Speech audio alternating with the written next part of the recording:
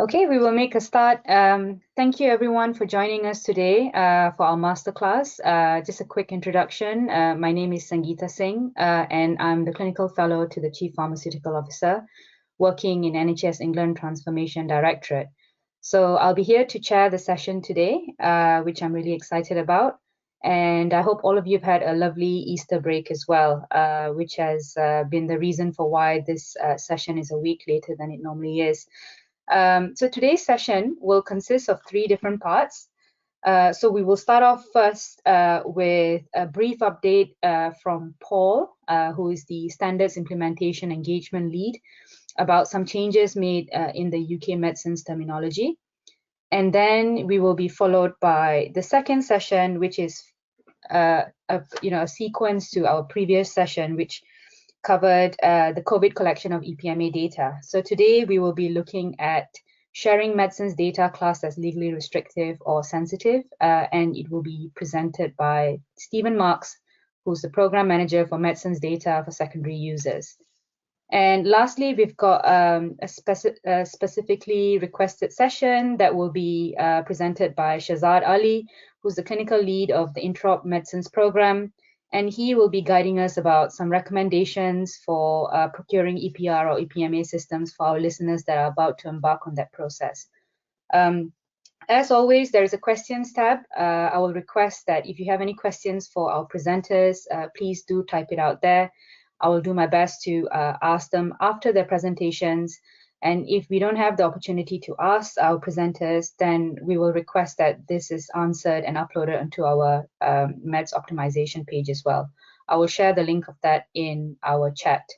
So without further ado, I would like to invite Paul Wright to start with the first presentation on the changes in the UK MEDS terminology futures. Paul?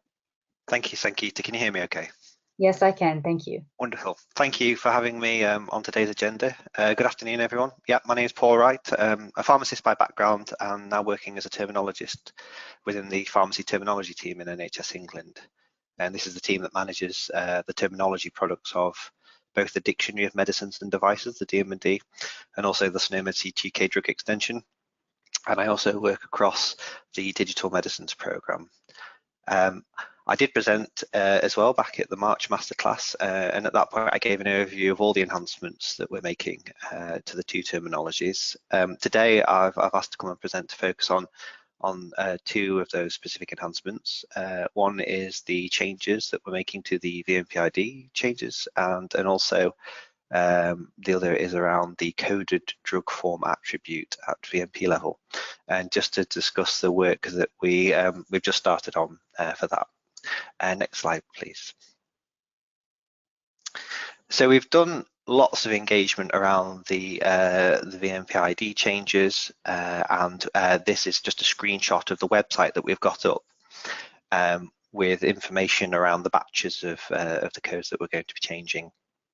So as you can see, we've already gone live with 2 small sample batches, the first having 18 VMPs and the second just having 6 codes in. And we're now at a point where the main batches, to which there are 18 of them, are planned to go live and planned to start on May the 8th, and currently planned to run over a number of weeks before finishing in November this year. So there's a link at the bottom of this slide, and that will take you through to the website, which is on the screen. And we always just ask people to refer to the website for the latest information, as that's what we're keeping up to date. And should there be any changes to the schedule, which we don't anticipate at the moment, we'll obviously communicate that out to stakeholders. And on the website, you can click on the documents to see which concepts will be changing in each batch, both the term and the SNOMED code for those, the SNOMED ID. And also, just add that a technical expert in our team is finalising a document specifically for IT developers. That'll help advise them on how they can query the VMPID changes that are being made in each of those batches in either the XML files, which are downloaded through TRUD, or if those access DM&D data through NHS England's terminology server. And I'll have a link on my last slide to where that document will be uploaded in the next week or so. Next slide, please. So just to give an example of how the current and previous ID for a VMP is presented. This information is taken from the DMD browser, which people can use to look up information.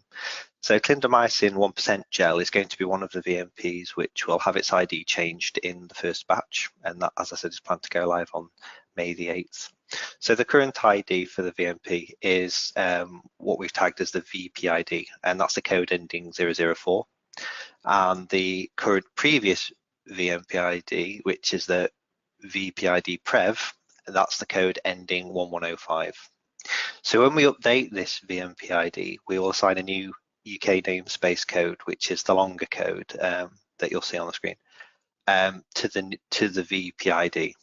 And as a result of that, the code ending 004 will drop down a line, and that becomes the previous VMP ID. Now that becomes the VPID Prev. And the code ending 1105 will then drop down to a third line in the DMD browser, so that's still visible. But in terms of the DMD data itself, as the DMD only holds one current ID and one previous ID, this has always historically meant that any other historic ID data held within the core DMD is lost out of the DMD information.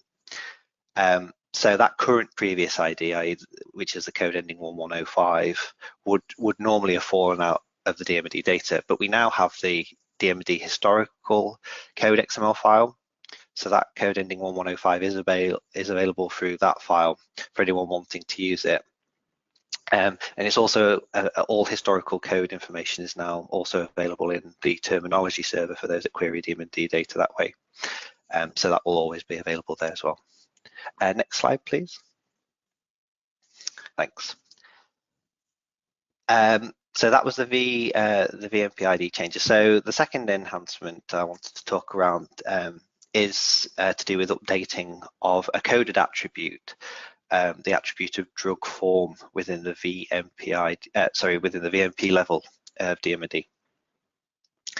So these changes will allow DMD to become more closely aligned with EDQM dose forms, and this is all around the modelling of dose forms to align with international SNOMED data. So we have started work on this, and we sent out an MS form survey to gather feedback to understand who particularly uses this attribute in DMD and what impact there may be of the changes that we plan to make. And we have received nearly 40 responses from DMD stakeholders, and over half of those have actually come from NHS Trust. So thank you to everyone who's already submitted a response.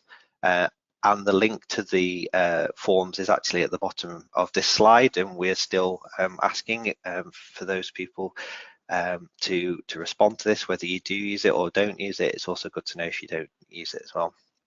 And from the feedback we have received so far, stakeholders have said that they do use this field, and the majority have said they do use it. And what we're doing now is we're working to get more feedback from system suppliers to get more of an understanding as to how this data is used. We're also working to update the content of this web page. People have asked for us to provide more information around exactly what's changing, to give them some examples, the volume of the changes that are planned to be made, and we want to be really transparent and get that information up on the website. You can see exactly what's happening. Also want to get some more information around the kind of the rules as to how these changes are going to be implemented as well. So at this particular point, we don't have any timeframes for the changes. We're still undertaking that stakeholder engagement and that kind of discovery piece, but we will obviously communicate out as and when all this information goes up on the website. Next slide, please. I did just want to use today to clarify what exactly within the DMD data is changing as a result of this updating to the drug form attribute. And again, this screenshot is taken from information from the DMD browser, and this is for the VMP amoxicillin 500 milligram capsules. So where you can see the red arrow that I've highlighted, and then where I've highlighted the box on the right hand side, so that form of capsule there in that box, this is the place within DMD where we plan to update this drug form information. So this product currently has a form of capsule, and we will look to update this to oral capsule to align to EDQM. So the VMP term in itself is not changing as a result of this work. So the amoxicillin 500 milligram capsules at the top, and in the name detail section, that will not change, that will stay the same as it is now. And it's the same as said for the unit of measure of capsule, and also the unit dose, units of measure of capsule, and also the ontology form route will also not be changing. So really what you can see is just where we will be making that change. Next slide, please. And again, in this example, the coded drug form attribute, again highlighted in red, this will be updated now. In this example, currently is a capsule, and this will be updated to vaginal capsule to align with EDQM. Next slide, please. Thank you very much. So this is my final slide. So this slide summarizes the resources which are available to support you with all the changes we are making to the terminologies. The link in the first bullet takes you through to our web pages with all the information around the changes and also the timescales for these. We've also recorded a 20-minute video to provide guidance to NHS trusts on these changes. And we've already shared this and circulated it through our PERM team, our product implementation and relationship management team. So people should have this, but there is also a link on the website. We also have a link to a technical guide for the DMD historical data, which I've mentioned at the start for the VMPID changes. We've also got a link to our Delon page where we store all our DM&D documents, and this will be the place where our technical subject matter expert will upload that document for the developers to advise on how to query for those DM&D data changes for the VMPID changes. There's also the link to the DM&D browser where you can look up DM&D data, and there's also a link to the weekly release notes for DM&D, and this is where we communicate all the changes for each extract. And lastly, I wanted to share the central mailbox. This is for any queries that people have relating to these changes. That will come into our team. We'll happily answer anything that you have questions or concerns about. So that was the end of my presentation. Thanks again, Sangeeta, for having me. And I'm happy to take any questions now or offline where people want to do that as well.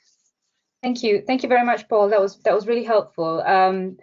I just wanted to ask a question, if I may, because in relation to the point that you made about getting some support about suppliers, system suppliers, as to how this may affect systems. I just wanted to ask about what do you think the specific ask would be for our trust users to understand the impact that these changes may have on their systems? Yeah, is this in relation to the drug form? Yes, it is. Sure, absolutely, yes. So so depending on how trust use DM&D data, they may receive all their DM&D data from the supplier, and the supplier may be managing that data for them. Alternatively, alternatively, trust themselves may be the ones utilizing the data. For trusts who utilize the data themselves, it's really useful for us to know how exactly they may be using that particular attribute in DM&D. The supplier may make it available to them, but then it's really for the trust to know how they're using that, if they are using that. So we can understand from a supplier perspective whether or not they use the drug form attribute in anything they do, or if they make it available to end users. But a trust may have that insight into how they use it themselves, and it's that we're particularly interested in knowing from NHS trusts. Thanks, Paul. Another question I was going to ask is, I recall you mentioning that it doesn't change the way the drug, the visualization of the drug at VMP level. In what sort of areas do you envisage these changes having an impact on? I would assume clinical decision support systems. Is there any sort of other areas that you think this may impact that our listeners should be aware of? Sure. So from some of the feedback that we've received currently, some examples of how this could potentially impact. We've been made aware that this attribute has been used in some SQL databases to query information. Another stakeholder has mentioned that form is being used alongside other information to help with picking list informations. And another stakeholder I know has told us that this could be attributed to labeling as well on pharmacy labels. So understanding the changes in how it would look on labels or the character length is something that they were particularly interested in. So they were just a few examples. Brilliant. Thank you very much, Paul. We've just got one final question from one of our listeners, just asking whether the changes would only have a material difference if we are currently exporting medicines data using DMND to other care providers. Right. So it all depends on whether or not they're using that particular attribute at VMP level, and whether or not, again, it's something that they're just holding internally in a system, whether it's actually driving anything in a system, or whether it is something that they end up sending out externally. So it really comes down to kind of an individual. So if that person or persons want to have a separate call around that, I can go into more detail with them. I'd be perfectly happy to do that. Brilliant. Thank you very much, Paul, for that presentation. No further questions. Hope you have a lovely day. Thank you. Without further ado, we will move on to our next presentation by Steve Marks, and he will be speaking to us today about sharing medicines data classed as legally restricted or sensitive. If I may pass the baton on to you, Steve. Thank you, Sangeeta. Yeah, good afternoon all. Steve Marks, and I spoke last month on the EPMA work that we are doing around our COVID collection and also some future work around a national collection. But I thought it was actually worthwhile just sharing some of our experiences in the programme and really our approaches to what we consider as legally restricted or sensitive medicines and how some of the legislation applies to that. So this is kind of our view. So we just go on to the next slide. Thank you.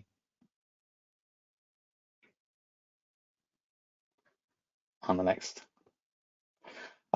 Just to reference, so I'm actually part of the Medicines Interoperability Programme, now formed in terms of what they call digital medicines.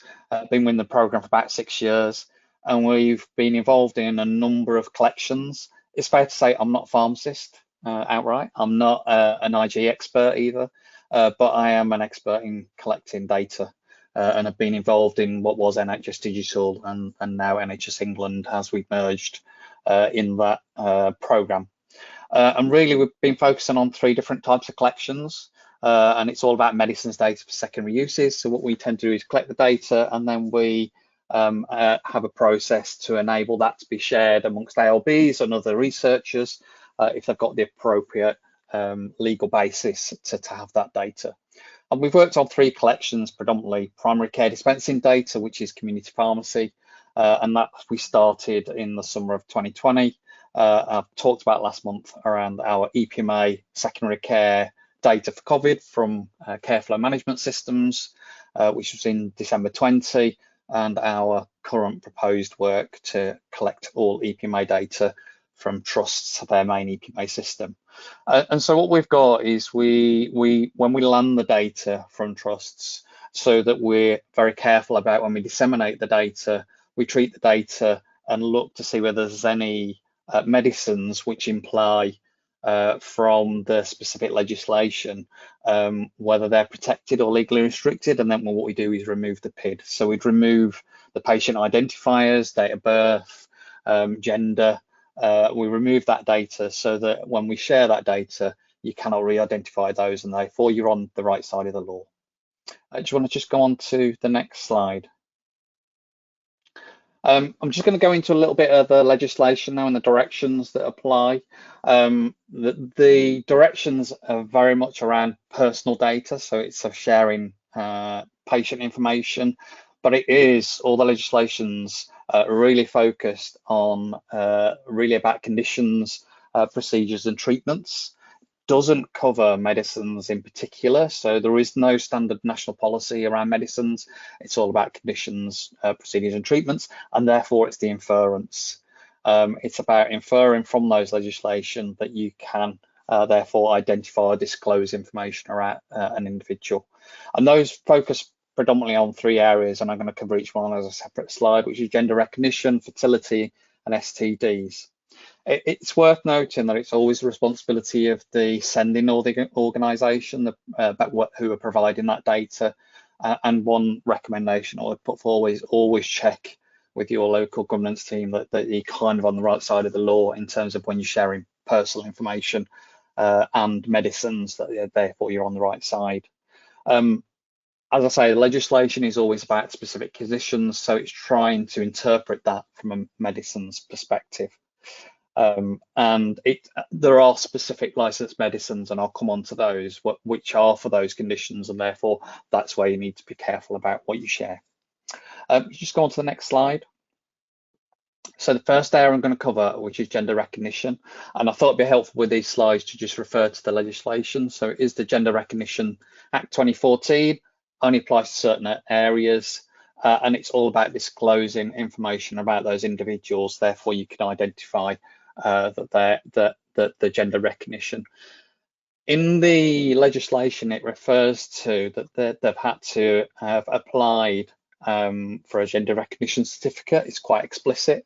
It's not an offence to disclose it outside of that, which is important for this part of the legislation. So when we looked at this, we tried to identify that actually most of the medicines are for multiple conditions. They're not specifically related to gender recognition, so there's no specific medicines. However, there are specific gender medicines which could imply gender recognition if you have the gender information. But because we don't have the certificate information, we actually don't restrict the information, in particular around gender, because they are general medicines. The other area that we look at is if we can identify any gender dysphoria services, so ODS codes in particular. Again, it's quite difficult to do that. It's usually free text searches. You might obviously know your services that you have in your own trusts, and therefore have that information, but we don't within the program. And therefore it becomes very difficult to exclude the PID information around those specific services unless they're in the titles. But we do try, but it is something we are reviewing and looking at as to whether we can do that in a robust way, and currently we can't find a robust way. Do you want to move on to the next slide?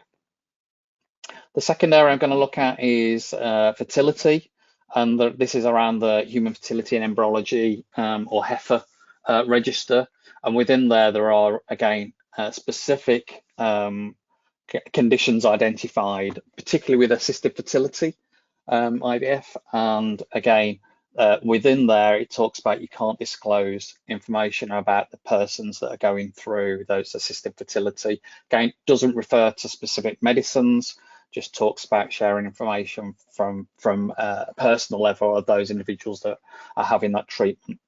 So what we have looked, when we looked at this, we found there was specific licensed medicines for assisted fertility specifically, and also for assisted conception for us. And what we will do when we see those information, we will remove the NHS number, date of birth, age and gender, so you cannot re-identify those individuals. We still hold the medicines data so we can share that, but we remove that facility to be able to identify those individuals. The legislation also doesn't include termination of pregnancy, but the way we looked at this was we tried to align it with other collections we've got, and therefore we include termination of pregnancy in this, although it's not in the legislation. And also, again, coming back to the ODS codes, the location information, really difficult to do. We do some free text searches around that. Do you want to go on to the next slide? The last area I'm just going to cover is, and that's kind of the three areas of legislation, it's quite some old directions. So these are the NHS trusts and primary care trusts, STD directions 2000. They are old.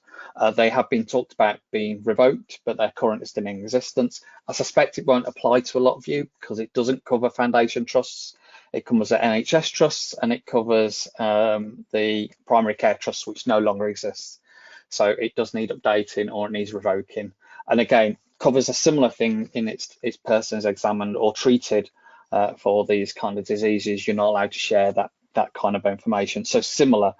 The only thing with STDs is probably the most complicated for us, because a majority of medicines that treated STDs are for multiple conditions, so we wouldn't restrict those at all. It's only if anything specifically licensed for STDs, but there are some. There is a small number, and again, we would remove that PID data. The other thing to reflect with STD is that there are some where you have a specific quantity. So you might have 4 tablets, which are only used specifically, although the medicine isn't, but for specific quantity is used in sexually transmitted diseases, and that again we would remove. For us within NHS England, we also, as part of that collection, we would treat HIV, AIDS, Hep B and Hep C. We can skid as that as an STD and remove that PID data in exactly the same way, because it's consistent with most of our other collections. And again, we do the same as I've mentioned before around the location information. We do best endeavours to try and understand which ones, effectively ODS codes are for sexual health services, but it's quite difficult. There's no robust method. And do you want to just go on to the next slide? That's all I was just going to cover. If you've got any questions, more than happy to answer those. Thank you, Steve. That was really helpful and thorough. We just, in terms of questions, we've got one question from one of our users, Keith. He's asking if these restrictions apply to sharing data for clinical purposes, or does it only apply for secondary users? Really good question, Keith. And sorry, I hadn't flagged that more highly. Yeah, it only applies to secondary uses, so it doesn't apply to direct care. It's all about the secondary uses of data. So for direct care, you're allowed, obviously you should be sharing, but for secondary uses, this is where you have to be careful about what you disclose. Hopefully that answers that, Keith. Thank you. Just another question as well. What advice would you give, Steve, to our colleagues working in trust, which may have concerns that specific medicines could be an indicator to conditions, to the restrictions you've just mentioned? Yeah, so again, the advice I was giving earlier, which is if you are sending data, it is always the responsibility of the sending organisation.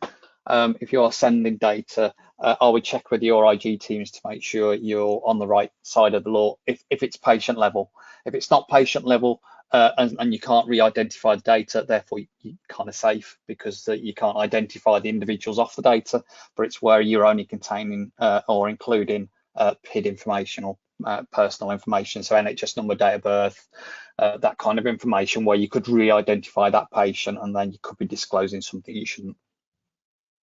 Brilliant. Thanks, Steve, for answering those questions. We don't have any further questions, but as always, if we do have any coming later, we will provide the opportunity for Steve to answer them as well. Thank you, Steve. Have a lovely day. Thanks.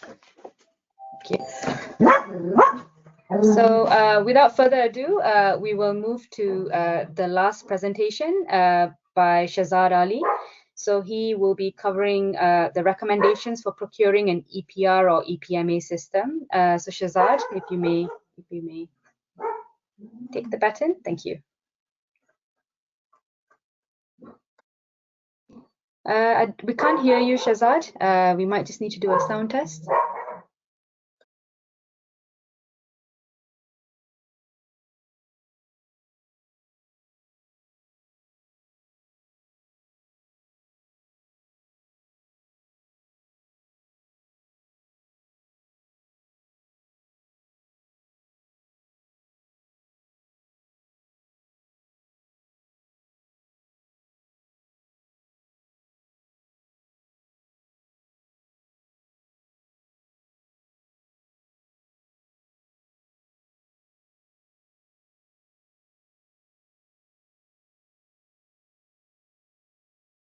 I think we may need to just check your speaker setting.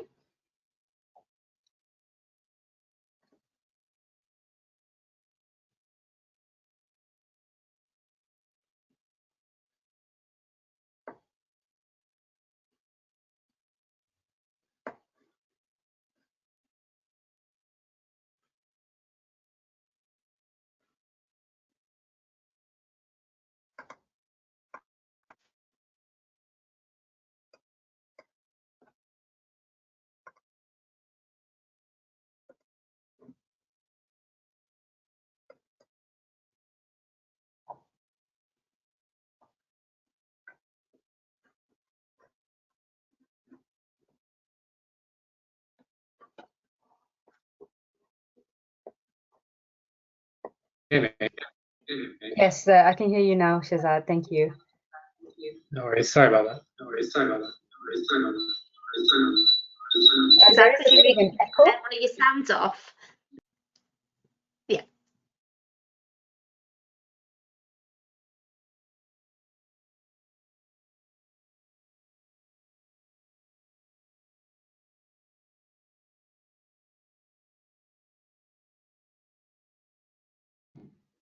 Can you hear me now? Yes, perfectly Yeah, clear. sorry. Thanks, Shazad. Yeah. Okay. Sorry about that. So yeah, I've been kindly asked by Sangeeta to help provide a presentation for yourselves. I was kind of bullied into it, but we'll talk about that later, Sangeeta, so that's not an issue. So just wanted to say thank you for the opportunity. So I'm clinical lead for the interoperable medicines program. I was previously clinical lead at the electronic prescription service, and then more thereafter went to do a implementation of electronic patient record abroad, which we achieved HIMSS level 6 with as a center implementation, and then thereafter came back to England as a specialist informatics pharmacist with a trust in Manchester. And then more recently, I was one of the national clinical leads for the COVID data flows program. Excuse me, and also just more recently now, back onto the interoperable medicines program as well. I've also been fortunate to be part of the digital academy from the cohort before, and also clinical fellow for the faculty of clinical informatics. So here, yeah, this is just an initiation of a discussion that we wanted to start, Sangeeta and I, about how you can go about procuring an EPR or an EPMA. And so essentially what we're going to do is just try and have a number of people hopefully taking part as well in the future. So yeah, if you just go into the next slide, please.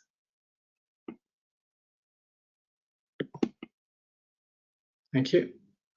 Okay, so I'm sure many of you are aware, what's an electronic patient record? What is an EPMA? So one of the previous definitions was the utilization of electronic systems to facilitate and enhance communication of a prescription or medicine order, and then having the supply of the medicine take place through the knowledge of decision support, and to have a robust audit trail throughout the whole use process with a view to potentially using it for research purposes in the future. So in effect, there's two different ways of and strategies which people are employing currently. So one is to do an electronic patient record where everything's all under one roof, and we'll get into the details on that in a few minutes. Second option is to have an EPMA system procured just for your department or your area. And as you can see in the diagram on the left, there's also some organizations have built in-house systems as well. So just go on to the next slide, please, Sangeeta. Oh, Sarah, sorry. Yeah, thank you. So as you can see here, so this is the electronic patient record. Everything is on one app in effect, one system in effect. So it's just one supplier for all your needs, so your laboratory, radiology, prescribing, PAS, scheduling, surgery, anesthesia, ED, etc. So all that procurement takes place for all your hospital clinical system needs within one supplier, pretty much. So the advantage of that is it's all there in one system. There's only one password, etc. You don't need to look at undertake any interoperability within that system. All those different solutions are all integrated really well. The disadvantage with that is it can be quite expensive, as a number of trusts have found, and the solution may not be optimal for your department as well. So you may have a laboratory system which works really well within a supplier, but then you have a radiology system which isn't as good. So those are just some of the pros and cons. If we just go on to the next slide, please. Thank you. And then here you can see this is the best of breed strategy, which is the pharmacy department, the prescribing team will procure an EPMA solution, and then another supplier will provide you a laboratory, another supplier will provide you radiology. So here, the beauty of this is that you can choose the best system that suits your department in particular. However, some of the disadvantages are you have to undergo interoperability, and that can be a challenge for some places. And different suppliers have different priorities. And as you can see, as you saw from the slide a few slides ago, there's differing trends now. So in the past, it was pretty much mostly best of breed, and now a number of trusts have started to go with EPRs, but again, things may change in the future. Next slide, please. Thank you. Okay, so this is kind of a checklist for what you can do within your internal team. So the first thing you need to do is identify the lead for ePrescribing. So a number of places have got prescribing leads, and that's worked really well. And it depends on the type of system you have, or whether it's an EPMA or an EPR, as to how many people you actually need in the team. So the teams that I've led and the implementations I've done in the past, we had about 5 or 6 people as part of the EPR implementation. That was Center Millennium one. There's other, I think at the trust at Manchester, we've got about 7 people as well. But then bear in mind, it's not just dependent upon on the system, it's also dependent on the trust as well. So how many hospitals you actually have within your sites as well. Suppliers should be able to advise on this. So when you're looking to go to procurement, ask those questions about how big should the team be, how long does it take for the implementation to take place, because they've essentially done a lot of this work in the past with various implementations. So they should be in a really good place to advise.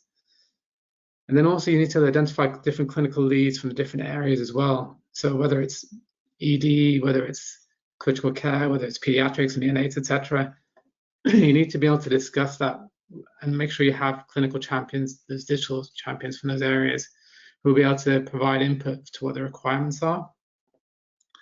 And then there's also obviously nursing, doctors, allied healthcare as well. So you need to make sure that you start identify all those clinical leads from the different clinical areas. And then you establish your digital medicine steering group. So what are your needs? What kind of timelines do you adhere to? What are the deliverables? What are the dependencies, and what are your enablers as well? And there will be a lot of people, and some of the people I've worked with in the past have said, I genuinely don't have time for this right now because I'm just that busy with all my clinical work, and that's completely understandable. And I've had this same response from a number of different people, but the response I've given them is what I'd just recommend is just be honest and say, yeah, delivering care at the moment is really tough. I completely agree with that. However, the only thing we could say is that unless you can provide your requirements now from an early stage, and then actually capture those requirements to make sure that we provide requirements which are identifying what you need from your clinical area, then when it comes to procurement, the suppliers will actually say, yes, they can fully meet those requirements, partially meet them, or they can't meet them at all. And if there's any gaps in what you need, then you can put that into the contract from the outset to say this is what needs to be delivered at some point, and you can have a negotiation. And by doing so, then you'll have a system or a solution which is fit for purpose. Whereas if you don't capture those requirements during procurement, the system may be procured which doesn't suit your needs, and therefore you'll struggle to actually provide the care that you want in the manner that you want as well. And so that's usually been well received. I mean, for example, you just want to, from a prescribing perspective, you'll need to say, you want to be able to do a meds rec. You need to allow pharmacy technicians to do that as well. And then suppliers will say, yes, you can fully meet that or partially meet that, or you can't meet that, etc.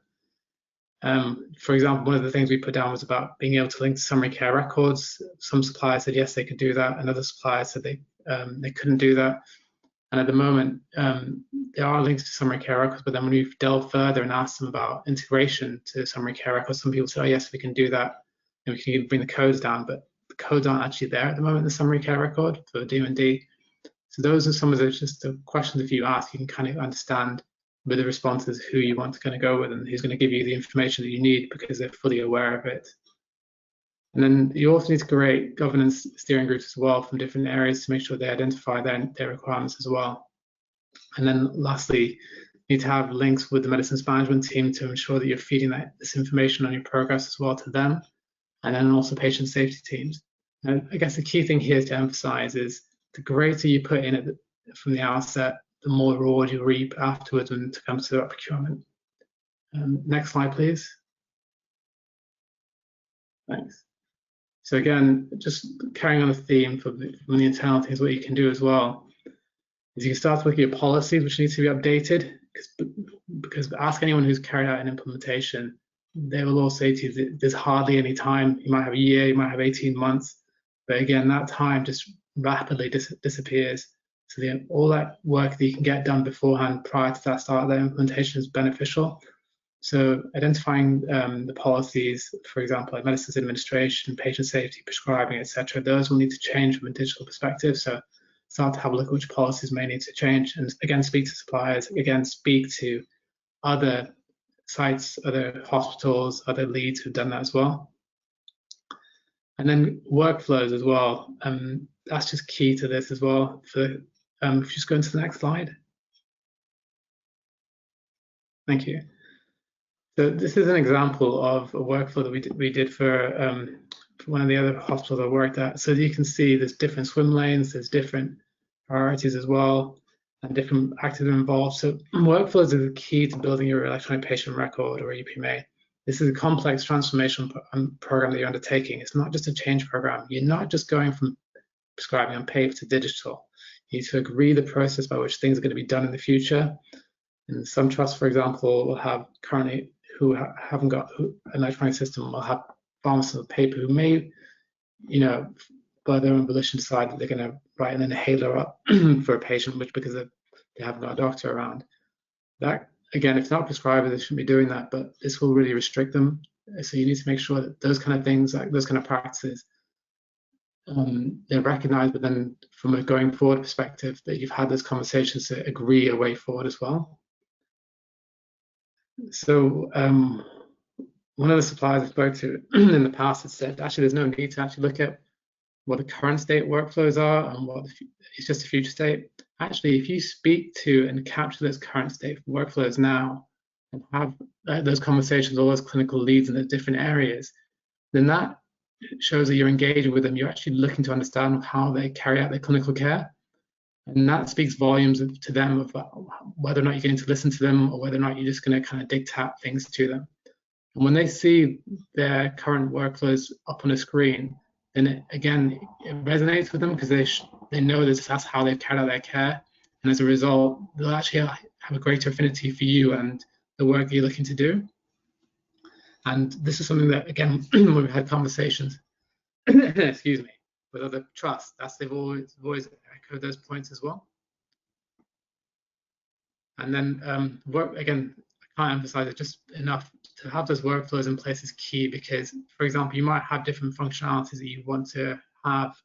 For example, in our trust with the pediatric hospital, you need to have the weight in place as well as the allergy in place before you prescribe. And when we've done that separately and tested that worked, but when you put it as a workflow that, okay, we're going to admit a patient, you get a name, date of birth, and then we tested, okay, I've got the weight in, but I haven't got the allergy in. The system allowed them to still prescribe medication despite us saying that shouldn't be happening. And then we also did it the other way around, where after admitting the patient and capturing the details, we captured the weight but not the allergy. So one of them was missing, that shouldn't be happening, it shouldn't be allowed to prescribe, but again, it allowed the system to prescribe. And when we spoke to the suppliers, they said, yeah, that's absolutely fine. But when we actually ended up speaking to other sites, because we recognize that the clinical risk, they said, no, this isn't the case. There is an opportunity to actually make sure that both of them are mandated. And so that was really helpful moving forward. Next slide, please. Okay, so the other thing you need to consider is, in the future, are you going to have a centralized or decentralized informatics team? So the advantage with a centralized, like having a department of health informatics, is you're able to have all your clinical informaticians to work together, the technical team as well, and they're able to get things done overall quickly. And the areas which are impacted, you're able to understand them as well. And other programs, those areas will be able to be discussed and resolved. So whether you have patients been admitted with an ED, then the patient then gets transferred to a medical ward, etc. By having those different informaticians work together, they're able to understand what works well with each other. One example from one of the trusts I was working with was they had the radiology solution, and when that was pulling from the prescribing database, it pulled from a field which just had numbers. It didn't actually have the medication name, so we had to go back and retrofit the actual name back into that column itself. So again, these sort of things that can get resolved quite easily by having that centralized Department of Health Informatics, as it were. The disadvantage with that is that you as a department, whether it's a pharmacy department, radiology lab, etc., or surgery, anesthesia, they aren't able to prioritize that work yourself. So that's just something to bear in mind. And it can feel as if someone else is defining it. But however, the only thing I would suggest is that having spoken to a lot of trusts and the work we've done in the past as well, having that centralized approach is a recommendation from the EPR vendors, and it's worked rather well as well. Next slide, please. Okay, thank you. So this is just some of the external sites as well, what you need to consider with them. So you need to speak to all the clinical leads from those other sites, find out which hospitals have the same system you've got, speak to them about what worked well, what didn't work so well, what areas in hindsight they would have done, and what the key areas for example. So when I've spoken to other trusts, I've spoken to them and they've mentioned that, for example, they wish that they look back and in hindsight had actually stipulated that DM and D be part of the offering, because they were promised it, but that would occur within 6 months to a year, but they never actually had that written down in the contract. And because it wasn't in a contract, there's a little they could do with that afterwards. But then again, there's a lot of successes that come as well. So there's a lot of areas that people are rightfully so proud of. So if you look at the great work that that Cambridge have done with their barcode medication administration, for example, that was a blueprint, and that's been well received, and a lot of that work has been followed as a result. So instead of everyone else having to reinvent the wheel, you can just tweak it and just look at how things have been done in the past and how you can mimic that in the future. And yeah, that's fine. Next slide, please.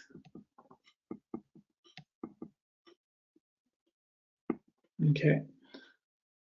So here, this is about going out and speaking to suppliers and having those demonstrations in place as well, and understanding what standards need to be in place.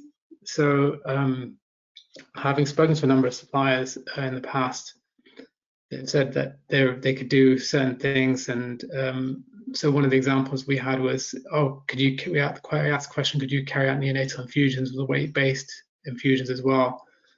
And they said, yes, we can do that. We've had multiple hospitals, and when we asked for contacts, they said, yes, we'll provide them. And if we asked them to demonstrate it, they said, yes, we'll demonstrate it. And on the first demonstration, they weren't able to provide that information. The second demonstration, they said they'd provide it. And again, the second demonstration, they hadn't.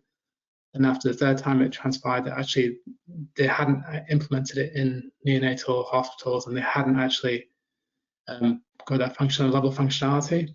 So again, certain times when that situation arises, you can put that into the contract and say, this is what we'd like to happen.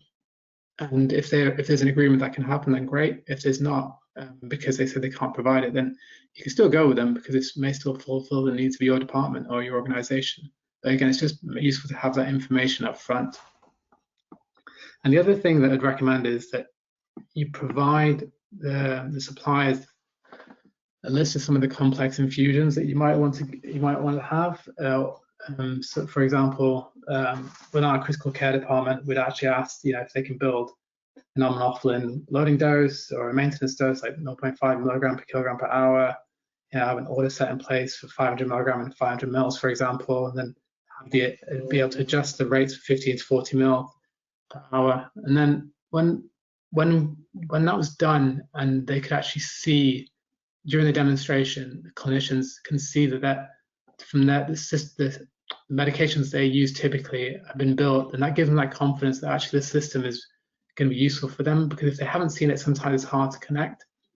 But just the key point with this is just to make sure that you provide those medications and make sure that the supplier have built them out. I'd recommend at least a day before they're supposed to do that demonstration, because there's been times in the past with other sites where they haven't actually built them out, and that might be for a number of reasons.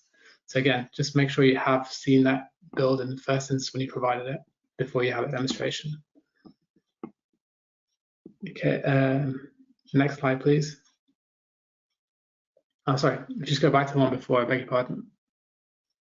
Yeah, so in terms of the resources available as well, so this is a cohort 1 for the Digital Academy. So if you have the opportunity to be part of the Digital Academy, I thoroughly recommend it. There's a lot of opportunities there to mix and network with your peers. they're able to provide and share that information. So having that conversation with them, again, with what worked well, what didn't work so well, what do you do in hindsight, what tips could you share? It's a really rich source of information. There's also the frontline digitization team, again, who have done a lot of complex national offerings in terms of electronic patient records as well. So they're able to mention in terms of the strategy, the process that needs to be employed and to provide that kind of level of safety, efficiency, and quality that you need. And then there's also the faculty of clinical informatics as well, which has a lot of really useful resources in terms of competencies you may need to consider if you're going to undertake a career in informatics. And there's also the clinical safety training as well. So in terms of that kind of risk management approach that you need to have, DCB 129 in terms of, and 160 in terms of the manufacturer and as an organization, what you need to do, what evidence you need to provide to show that this is a clinically safe implementation and system. And then there's also, as mentioned, the standards on the digital medicine website as well. So most recently we've had the medicines and allergy standards. There's other standards on there as well in terms of transfer of care as well, and GP Connect if you're looking to go down that line. And then there's also the GD blueprints that I've mentioned as well, kind of the work that Cambridge have done. It's just one really good example of some of the blueprints that are available. And then, yeah, the networks as well. So Faculty of Clinical Informatics has some really good, vibrant networks in terms of clinical safety, in terms of medicines prescribing as well.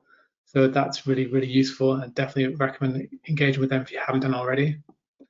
And then, yeah, I guess the final piece I just say is no matter how good the technology is that you procure, just want to emphasize, it's about the people who create that system and optimize it and then use it.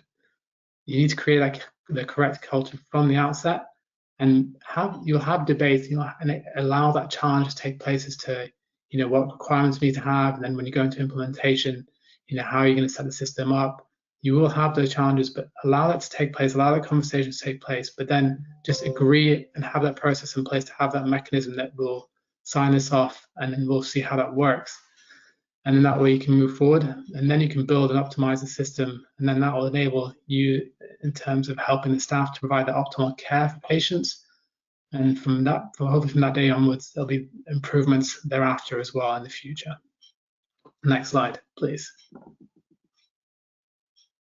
Yeah, I think that's it. Thank you very much, Azad. It's incredibly helpful to have your knowledge and expertise to help our delegates be more informed customers as to when they are procuring their EPMA or EPR systems, which can be quite a complex process. So that was really helpful. We've got a couple of questions from our listeners, if I may put them to you. So we've got one of the questions from Anna, and she's asked, when do you think CSO should be in the procurement process? Where are external stakeholders, not just sites in procurement, patients or GPs, etc.? Sorry, so the first part, I think there's two parts to that question, Sangeeta, if I can just... Yeah, so the first part is, when do you think CSO should be in the procurement process?